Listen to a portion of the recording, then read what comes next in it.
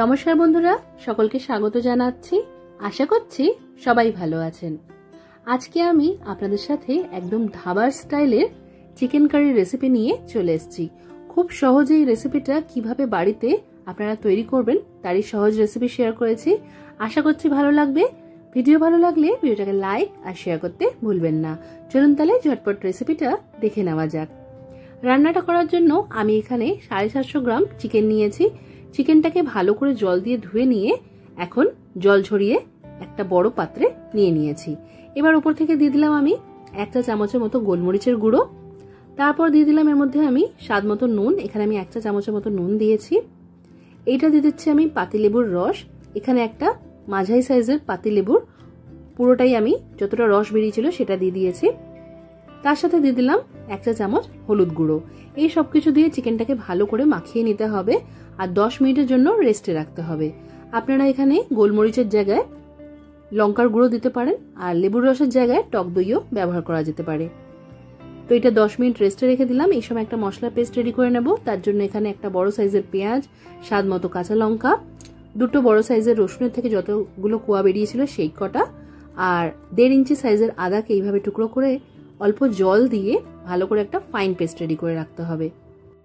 রান্নাটা করার জন্য একটা কড়াইতে 4 টেবিল চামচের মতো সরষের তেল গরম করে নিয়ে একটা বড় তেজপাতা ছিঁড়ে দিয়ে দিয়েছি। তারপরের মধ্যে দিয়ে দিলাম আমি পেঁয়াজ কুচি। এখানে দুটো মাঝারি সাইজের পেঁয়াজকে একদম পাতলা পাতলা সরু সরু করে কুচিয়ে নিয়েছি, সেটাই দিয়ে দিলাম। পেঁয়াজটা ভাজার সময় আঁচটা মাঝারি করে রেখেই পেঁয়াজটাকে ভাজতে হবে।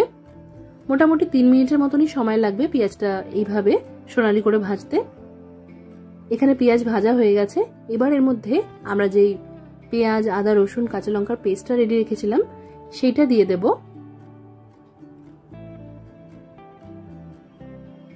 এই পেস্টটা দেওয়ার পর এবার এর মধ্যে দিয়ে দিচ্ছি আমি 1 টেবিল চামচ হলুদ গুঁড়ো। আর যেহেতু এর মধ্যে গোলমরিচ আর কাঁচা লঙ্কারই ব্যবহার করা হয়েছে তাই সুন্দর একটা কালার আনার জন্য কাশ্মীরি লঙ্কার গুঁড়ো দিয়ে দিলাম 1 চা চামচের মতো। 1 চা চামচ দিয়ে দিলাম আমি জিরের গুঁড়ো। এবার দিয়ে দিচ্ছি ধনে গুঁড়ো 1 চা চামচ। এবার এই সব মশলাকে আঁচটা একটু কমিয়ে রেখে ভালো করে মিশিয়ে নিতে হবে। 1 থেকে 2 মিনিটের মতো ভালো করে এটাকে কষিয়ে নিতে হবে। ভালো করে সবকিছু এখানে মেশানো হয়ে গেছে। এবার এর মধ্যে আমি দিয়ে দিচ্ছি মশলার বাটি ধোয়া জল।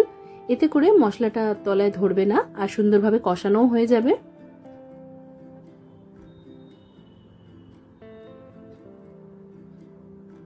এক মিনিটের মতো মশলাটাকে কষিয়ে নিয়ে এবারের মধ্যে দিয়ে দিলাম নুন। এখানে আমি 1 চা চামচের মতো নুন দিয়েছি, যেহেতু চিকেনটা ম্যারিনেট করার সময়ও নুন দেওয়া ছিল।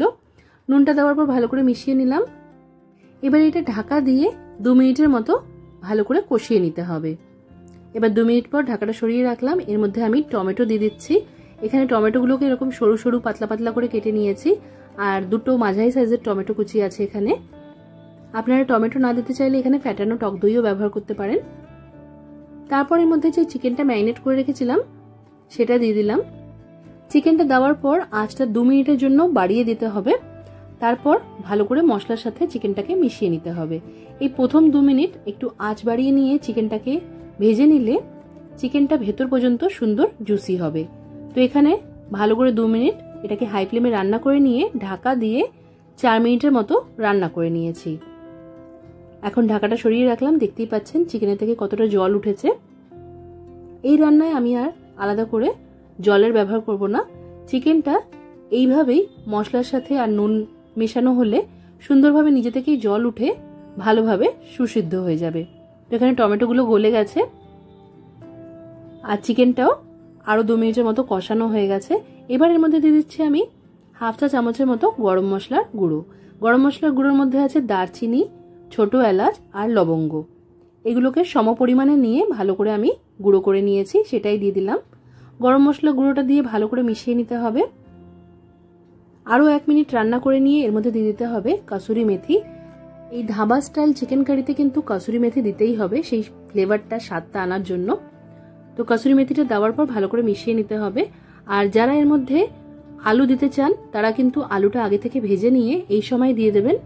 আর তার সাথে একটু গ্রেভি রাখার জন্য আর আলুটা ভালো করে সেদ্ধ করার জন্য উষ্ণ জল দিয়ে দিতে হবে।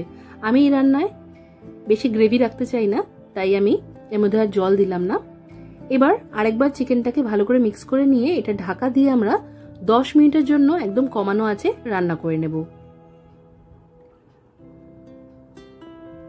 এখন 10 মিনিট হয়ে গেছে, মাঝে আমি একবার নাড়াচাড়া করে দিয়েছিলাম। এখন ঢাকাটা সরিয়ে রাখলাম। দেখতেই পাচ্ছেন চিকেনের থেকে কতটা জল উঠেছে। কমানো আছে চিকেনটা রান্না করলে খুব সুন্দরভাবে সেদ্ধ হয়ে যায় আর গ্রেভিটাও হয়ে যায়।